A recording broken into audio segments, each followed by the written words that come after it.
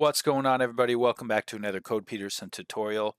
Today is a little instructional technology, and we're using some artificial intelligence as a way to help tie our assessments to our standards and to our learning targets for our students. So we can make sure that our assessments that we're designing meet that specific standard and also design some learning targets that we can use to kind of break that down into smaller pieces. As a computer technology teacher and instructional technology teacher and teaching web design and programming and a lot of different computer classes, I am a singleton when we break up into groups many times. It's not like you can get all third grade teachers together and working on something, or getting all of your science teachers together and brainstorming together. Sometimes you don't have as many or anybody in your content area that you can work with, and using artificial intelligence responsibly gives us that opportunity to have some method to brainstorm some ideas. Now, you should always network and branch out and communicate with other teachers, even if they're not in your district. Find like online groups where people teach the same thing, whether it be LinkedIn or groups on Facebook, things like that. But sometimes you just need to brainstorm something in the moment, and you might not be able to get a hold of someone that you need to. And Chat GPT is what I'm going to use in this instance to show you. So I'm going to start off with the prompt here. And I'm going to tell Chat GPT what I am. So I'm going to say, I teach high school web design slash development and am developing an assessment for my students for a specific standard. All right, so that's just kind of prompting this engine to be ready to listen, and that I can help them like feed it information which it can then help me. I'm gonna say the standard is CIS.HS.18.3, which is a standard for Nebraska, one of our web design ones. And then I'm going to put in a colon and say, create a single functional web page based on a design mockup and user requirements. So this is something we do kind of early on after we've learned how to do wireframes and those kind of things. And I like to have them draw one out, sketch out a simple layout, and then to use their HTML and CSS skills to design that page. In this same prompt, I'm also going to tell them what I am looking for them to work on. So I'm going to say something like, I am having my students demonstrate this with a web page using only colors and type.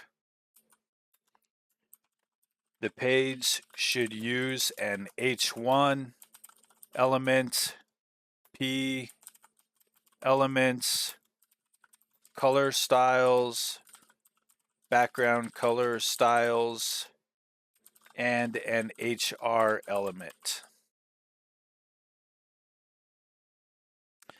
The content will be a title and a body of a poem that students find from a free use site. The bottom of the page should have their name and the date the page was created. Then I will say something like, students will start by creating a wireframe sketch Then we'll use the sketch as a guide to create their coded page. We will compare the wireframe to the published web page to determine if they met the standard. So I think that's pretty good for this part here. So I'm going to type this in and I'm going to see what Chat GPT replies. All right, so looking in here, it says, sounds like a great plan. Here's a detailed breakdown to help you develop your assessment. So they're giving us a little bit of information here, like title and content, styling, footer, wireframe, and these kind of things. And here is a little bit of rubric information that they give us for that. So, these are all kind of suggestions that they give us in here. And, I might not want to use exactly the criteria that they listed in here. Like these are pretty good. So there's wireframe, there's HTML, there's CSS styling, there's content accuracy in comparison to the wireframe. That's actually not too bad.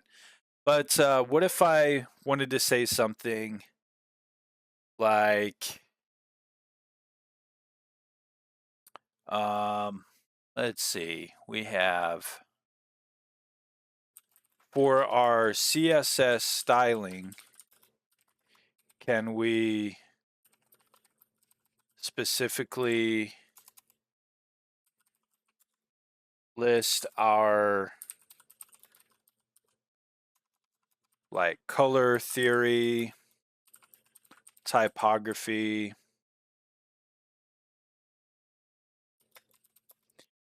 and then maybe something where we have um,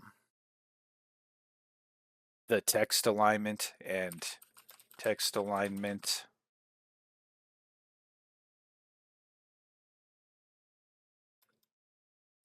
as subcategories. Okay, so then as they go through here and look at all this information that it gives us that we can look at through here.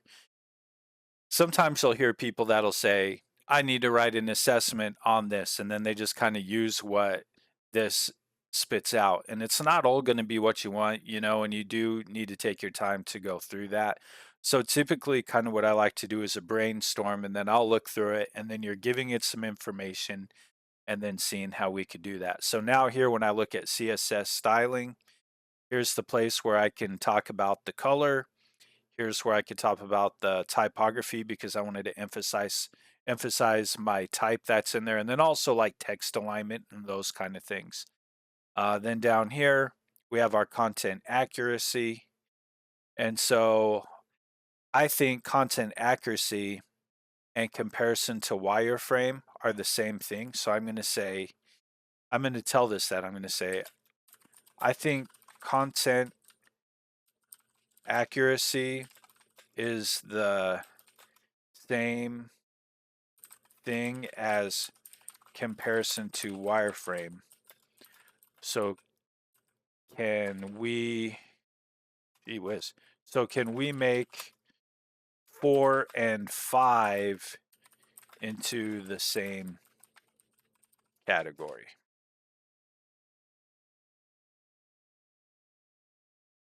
When you see this up here, it's automatically giving us an example of this.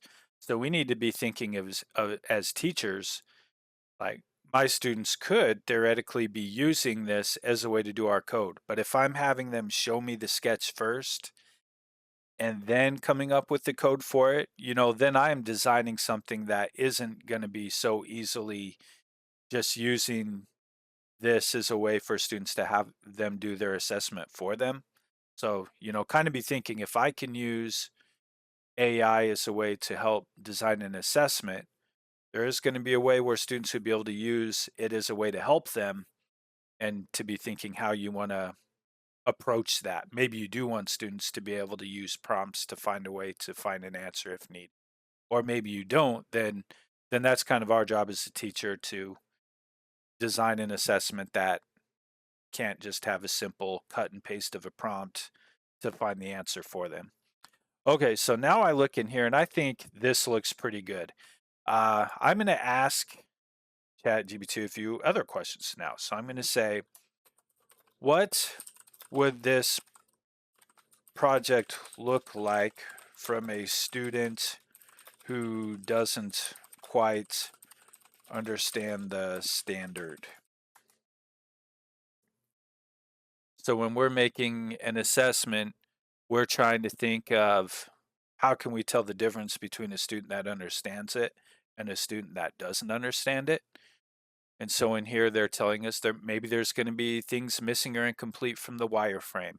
There could be incorrect uses of the elements, color issues, like maybe there's not enough contrast. And, all of these are just good things for us to look at.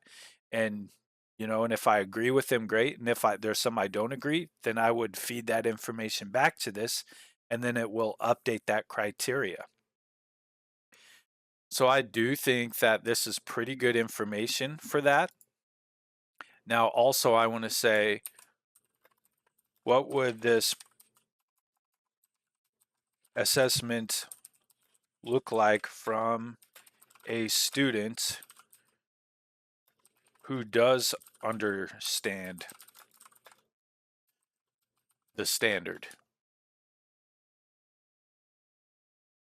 All right, so that is some good information of what it could look like. So now what I'm going to do is I'm going to say, let's see what a 4-point Rubik's scale would look like based on our criteria for this standard for our assessment. All right, so as I look at this, all of this information here is pretty good. I like what I see so far. And then I'm going to tell this though, let's remove the points and only use the 4-point scale for each of the criteria. And then I'm going to say, and also let's make this into a table.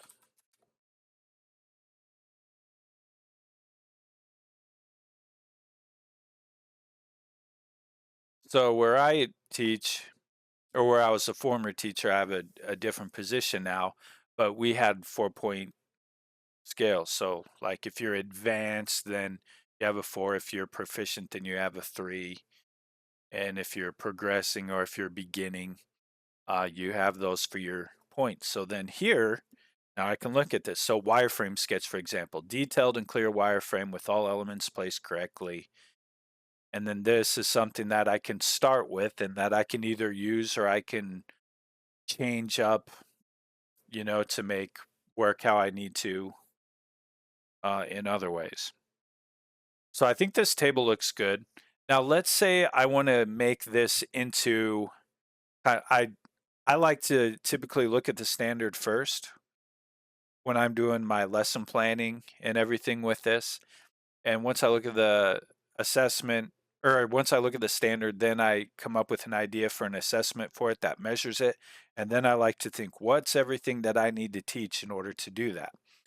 So let's take that next step in here and search and maybe find something like, let's come up with a learning target for each of these major sections of our assessment and put them in the form of I can statements that high school students would be able to understand.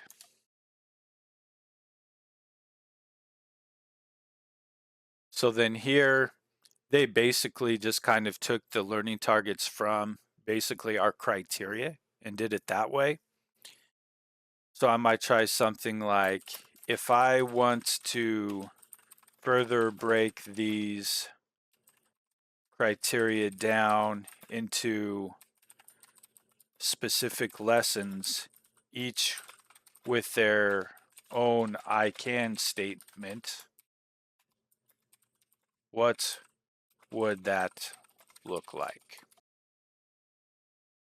Sometimes it gives you a little bit more than what you're asking for. Sometimes you need to just kind of get it to get you a little more information. So as we look in here, we have kind of the summary. I like this part down here a little bit more. Either one's fine. But, so this is broken down into each category. So wireframe sketch, that was one of our criteria. And then here are three possible lessons that I can make. The first one, understanding wireframes. I can explain the purpose of a wireframe in web design, creating one, detailing wireframes. And then we go down here to the HTML, and then we go down to the styling. So then here I like this. They're telling me we need to be able to link a CSS document, and then we can apply color and to understand color theory and understand color themes. And then down here, then they also gave us our typography. So I'm glad that it remembered that we wanted to add those as subcategories into each style. So we have that information for our color, for the typography, and for the text alignment. And then down here, the creating our document, and then to make sure that our document follows the wireframe. I like that.